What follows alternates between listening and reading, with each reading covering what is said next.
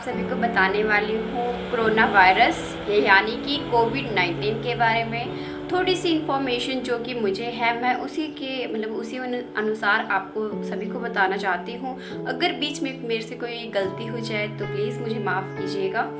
तो corona virus क्या है और कहाँ से आया, किस तरह से स्प्रेड हो रहा है या हो गया है, ये मैं आप सभी को बताना चाहती हूँ। इसके साइन एंड सिम्टम क्या हैं, इसकी ट्रीटमेंट अभी तक आई है नहीं आई है, ये सब कुछ मैं इस वीडियो में आपको बताना चाहती हूँ। तो प्लीज़ आप मेरी वीडियो को स्टार्टिंग से एंडिंग तक देखिएगा।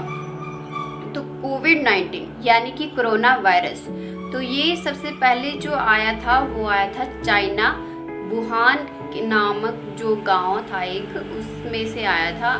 आई डोंट नो कि ये एक गीदड़ खाने से आया या ऐसा तो बोला जाता है, बट मुझे इस बारे में कंफर्मेशन नहीं है। और सबसे पहले वहाँ से ये केस आया था और उसी के थ्रू आगे से आगे होते रहे, क्योंकि जो ट्रैवलर्स के द्वारा या फिर किसी के द्वारा आते रहे लोग और उसी के द्वारा फिर वो ज़्यादा से ज़्यादा फैल गया। कोरोना वायरस के लिए लोगों के दिमाग में सिर्फ एक ही विचार है कि अगर ये हो जाता है तो वो सीधी डेथ है। ऐसा कुछ नहीं है।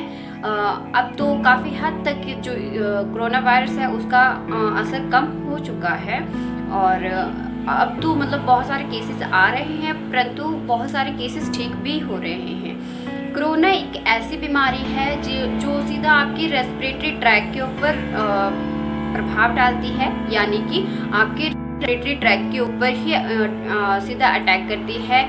और आपको जानकर इस तरह की दुख होगा कि इसके साइन एंड सिम्टम बहुत ज़्यादा खतरनाक हो सकते हैं। मौत भी एक हाँ, इस वजह से मौत भी हो सकती है, बट ऐसा नहीं है कि डायरेक्ट आपकी मौत हो जाएगी या फिर किसी भी वजह से, या फिर आपकी कोई पहले से कोई डिजीज़ है, यानी कि हार्ट डिजीज़, डायबिटीज़ या फिर कुछ सीवियर कंडीशन है आपकी पहले से ही, तब चांसेस बढ़ जाते हैं कोरोना वायरस के मौत के। बट अगर आपको इस तरह से नहीं है, आपकी इम्यूनिटी स्ट्रॉन्ग है, आपका खाना पीना अच्छा है, तो कोरोना वायरस के कम से कम चांसेस होते हैं फैलने के या फिर आपको होने के।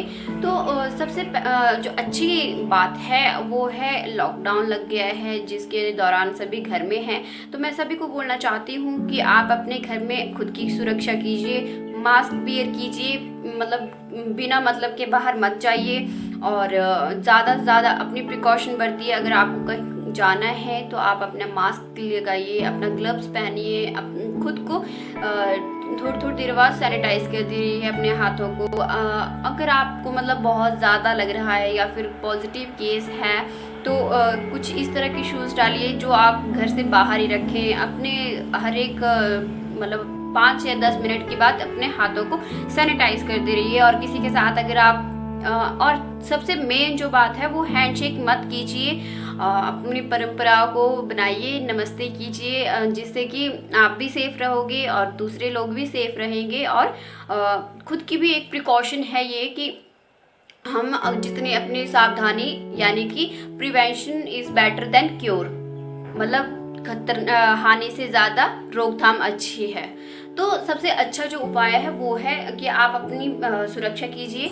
और रही बात इन सभी चीज़ों की, तो ये आपको फॉलो करनी होंगी, जिस वजह से आप अपने कोरोना वायरस से बहुत हद तक बच सकते हो। अब आते हैं कि इसके साइन एंड सिम्टम क्या हैं, इसकी ट्रीटमेंट क्या है, आप किस तरह से खुद को सुरक्षा कर सकते हैं।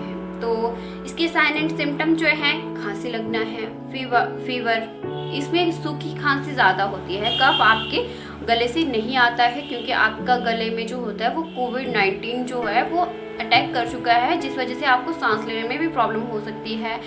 और मेन जो है ये इफ़ेक्ट करता है हमारे लंग्स के ऊपर, जो मेनली देखा गया है। जो भी कोविड-19 के बाद चाहे ठीक होकर भी आ गए हैं तो उनके भी 99.9% जो है वो उनके लंग्स के ऊपर इफ़ेक्ट पड़ चुका है। अगर वो पहले से उनके कोई लंग्स का इफ़ेक्ट पड़ा हुआ है तो उनको ज़्यादा चांसेस हो जाता है डेथ के। और दूसरा इसका साइन एंड सिम्टम है फीवर।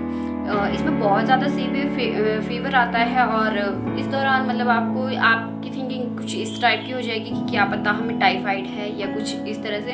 बट मैं आपको रिकमेंड करना चाहूँगी कि प्लीज़ अगर आपको या ऐसे कोई भी साइन एंड सिम्टम आ रहे हैं तो आप अपना कोरोना का टेस्ट करवाइए।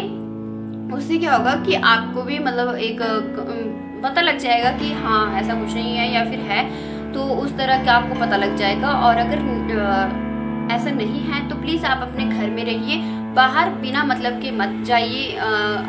थोड़े दिन की बात है, थोड़े महीनों की बात है या फिर सालों की बात है।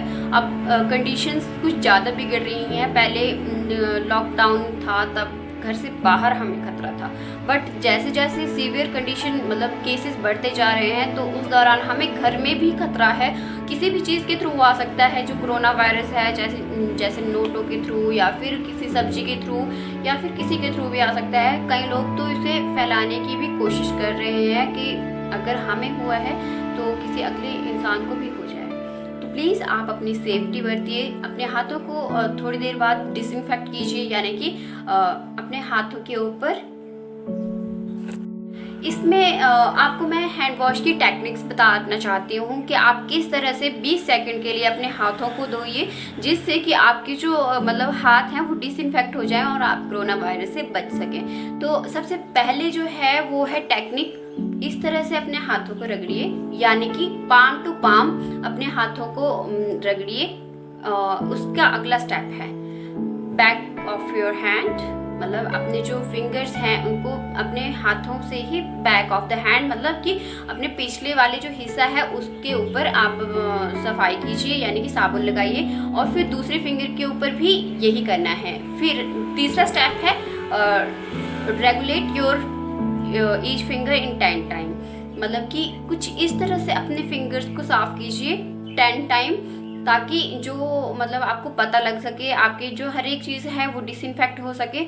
और उसके आगे है नेल्स। नेल्स की केयर आप कैसे करोगे? नेल्स सबसे इम्पॉर्टेंट जो है नेल्स में, अगर आपके नेल्स बड़े होंगे तो आपको कोरोना वायरस के मतलब ज़्यादा चांसेस आ जाते हैं उसमें आने के, यानी कि नेल्स में कुछ भी फंस सकता है, जैसे कि सभी जानते ही हैं। तो मतलब कि आपको मैं बोलना चाहूँगी कि ड्यू टू कोरोना वायरस आप अपने नेल्स काटते रहिए रेगुलर, और लंबे नेल्स मत रखिए, क्योंकि नेल्स के थ्रू आपको बहुत सारे बैक्टीरिया, वायरस कुछ भी आ सकता है घर में।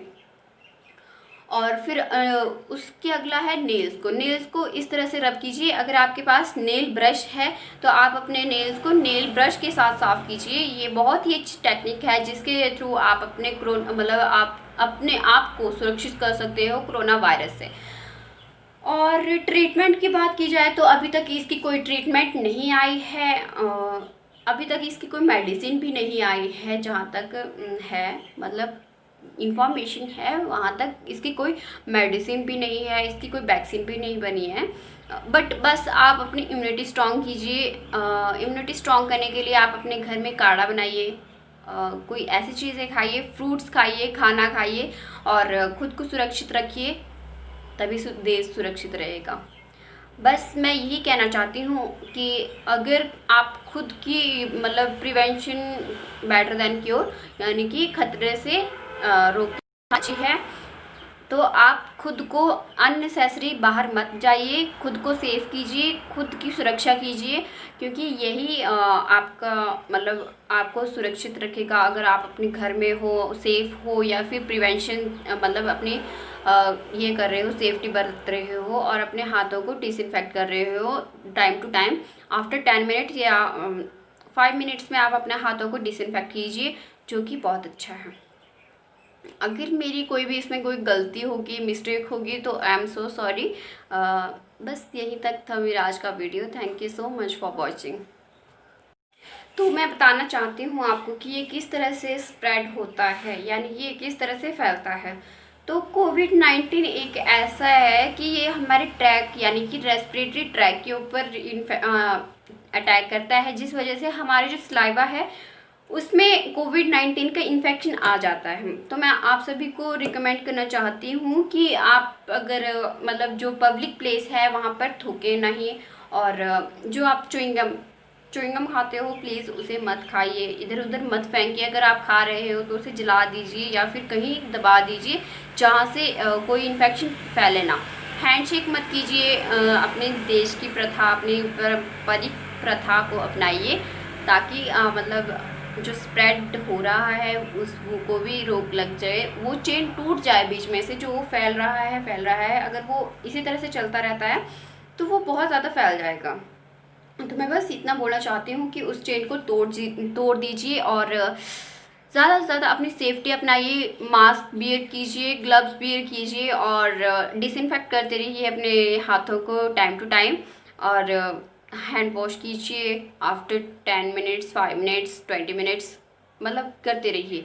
क्योंकि यही है जो, अगर आप बाहर से किसी चीज़ को लाते हो तो उसे भी डिसइंफेक्ट कीजिए, क्योंकि बहुत ज़्यादा खतरा हो चुका है। अब भारत में भी बहुत सारे केसेस आ चुके हैं जिस वजह से मतलब बहुत सारे खतरा है हमें भी, घर में भी बैठकर भी, कि किसी सामान के थ्रू या पैसों के थ्रू या किसी के थ्रू भी आ सकता है कोविड-19।